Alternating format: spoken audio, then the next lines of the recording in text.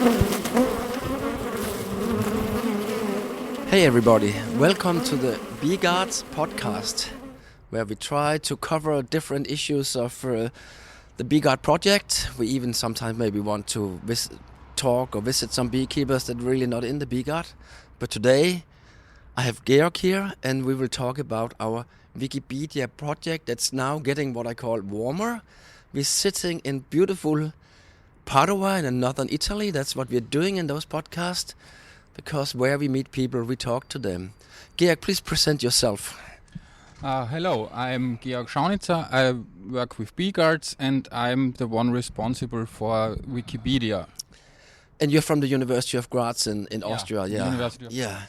So tell me, how far are we with WikiBeedia? And maybe give a few lines on what is WikiBeedia actually about. WikiBeedia.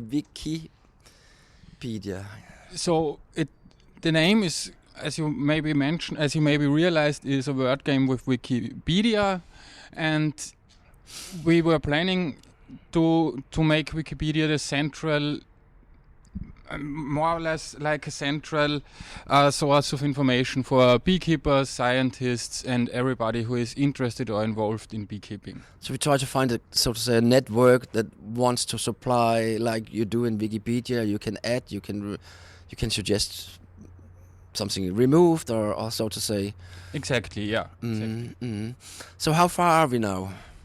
What is the status right now? From the technical side, we are basically done, so the page is working. What we are working on right now is to fill it with as much information as possible from the BCATS consortium, and in future plans are that it is also can also be filled from everybody else who is interested and involved. So we try to find kind of a network of people who wants to contribute to the WikiBeedia. So if I want to be a part of the WikiBeedia, what do I do then? It's very simple. You just have to go to the homepage wikipedia.eu. You can register like on Wikipedia or basically any other homepage where you can register. You just need an email address and then you're good to go. Okay, I have to admit I have been in there, I have my account, and then tell me a little bit more. What do I do then? I come in, I have my account, then I can add some information. How do I do? One of the steps that would be actually very necessary at this time point right now is if we have most articles only in English. Mm-hmm. So if your language is not, if your main language is not English, we would be very interested in translations of existing articles. But of course, you can also start your own article and write about the topic that we haven't covered yet. So that means if I'm Danish, so if I would put something in on Danish, and I actually on this tour where we're here, I wanted to do that, it will be translated automatically, or how do you do that?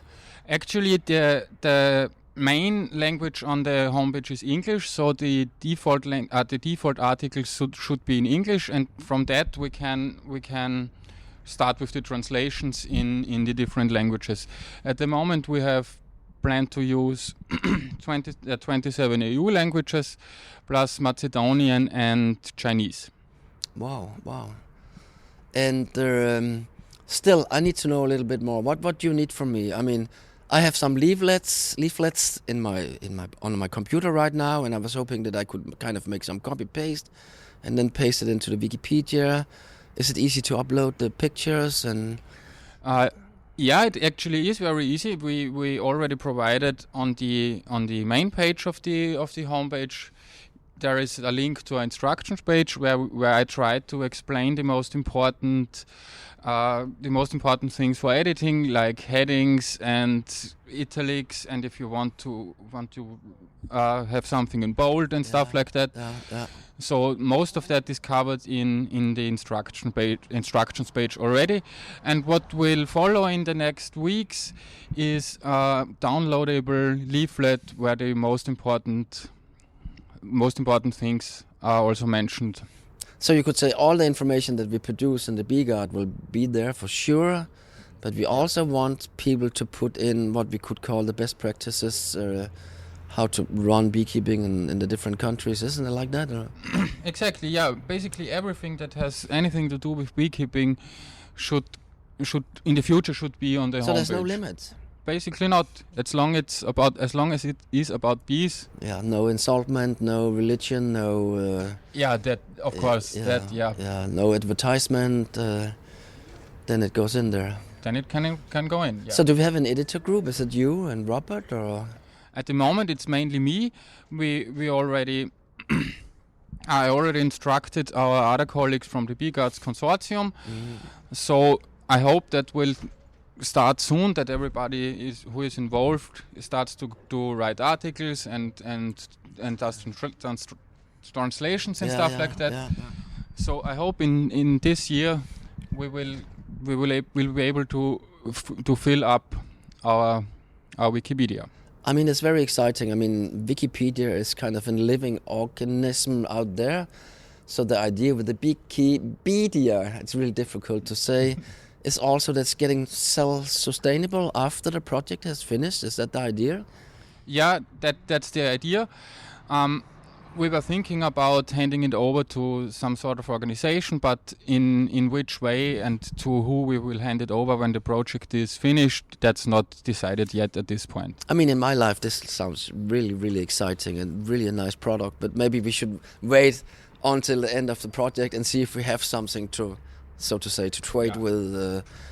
So it could be, some organization or on the umbrella of somebody out there. Yeah, exactly.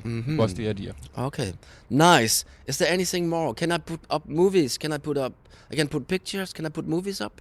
You can videos? You can definitely put pictures up. You can also put videos up. You can link to different homepages, for example, to YouTube videos, or we already have some links to our Bee Guards homepage.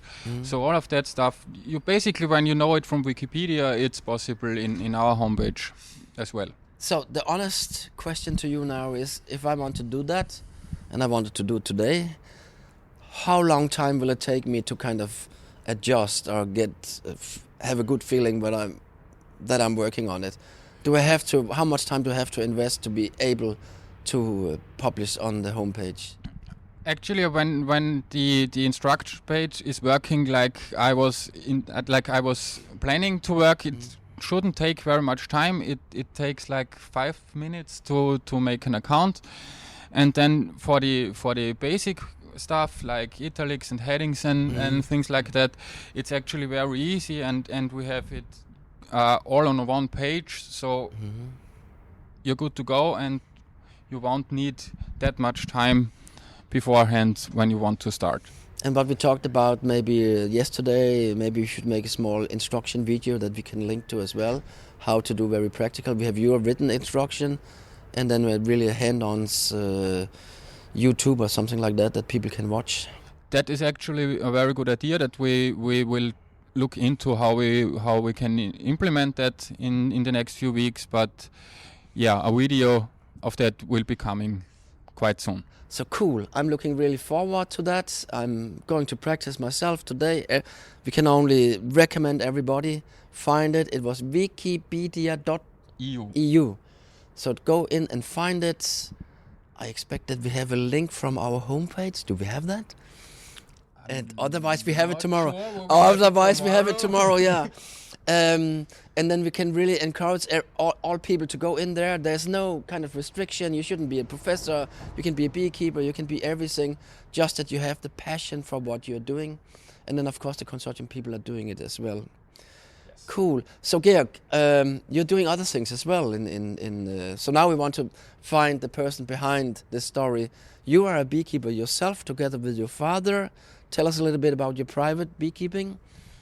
My beekeeping, my apiary, I work together with my girlfriend and my father, and so I have a beekeeping background, and for a good year I work on the Bee Guards project. I'm also responsible for the institutional apiary for University of Graz. So my life is very filled with bees at the moment. And what you're doing is really hands-on, so to say. So what happens in your apiary? What is the test apiary? What is going on there? So we are comparing two different treatments for varroa mites. That's the most important part. So to keep it simple, we have one conventional group where in every different country this kind of treatment is basically the most typical.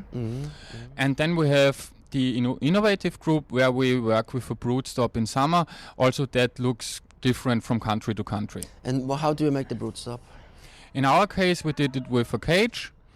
With a queen cage, we put the queen for one brood period, 24 days, in the cage, and after that, when the bees are without brood, we treated them with oxalic acid. And you have been really hard working on that. You're doing formic acid treatment with the control group to compare, isn't that right? Or did you do something else? In the control group, we did the formic acid only for the winter treatment. Yeah, okay. And you have been counting how often natural mite fall? How often did you do? Oh, is it mite washing? Mite wash we did twice, once in July and once in October. And starting from June, we did, I did the natural mite fall once a week.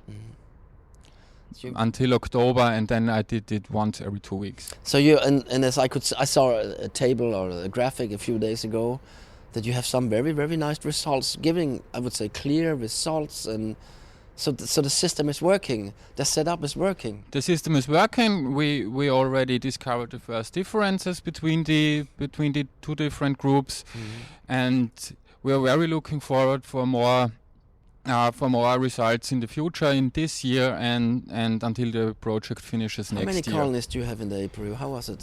32, 16 for each group. Yeah, and that's, I have to admit, for Denmark that's too big. For apiaries we don't have that big apiary, so I saw a very beautiful picture of the apiary on the slope in the mountains. At least I call it mountains. It's a beautiful apiary. You had to fence it because of the... Yeah, there are goats in the same area, so we had to take care about our neighbors and protect our hives. But yeah, I have one of the most beautiful working places in Graz. Yeah, it's really nice. So what's going to happen next year then in the apiary? Simply a copy-paste, so to say? You mean 2025? Yeah. Yeah, we will continue the project and continue the experiments. There are just some additional measurements that we didn't do last year, because last year we started. For example, this year we will also measure the honey yield if there are any differences between the two groups. And you also have some very nice hive scales in the apiary. Yeah, they will be installed very soon. We got them 2 weeks ago. So, and it's every second. How many scales did you get for the 32 colonies? We have 9 scales for our apiary. And I didn't implement that yet, so maybe I will be able to talk more about the scales when we started measuring with that system. Yeah, it's a total new, or at least for us, it's a new system. It's very exciting. You have 5 temperature sensors in the bee boxes. Yeah, that's right. Directly in the bee boxes between the frames. We also have a bee counter at the front. And of course the scales. So it's going to give an enormous amount of information, and they're distributed in all over Europe, so to say. I think it's 250 scales approximately distributed.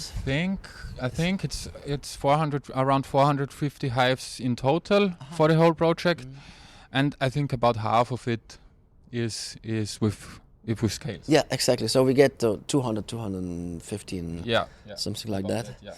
Okay, Georg, promise me we meet in this autumn. I give you a little bit of time to evaluate your results, and let's hear, are the bees alive? Are you doing well? Is there any problems? Did you get any honey? And so on. I'm excited about that. So go to wikibeedia.eu and be a part of our BeeGuard project, and see you soon, everybody. Thanks a lot for taking part. Thank you.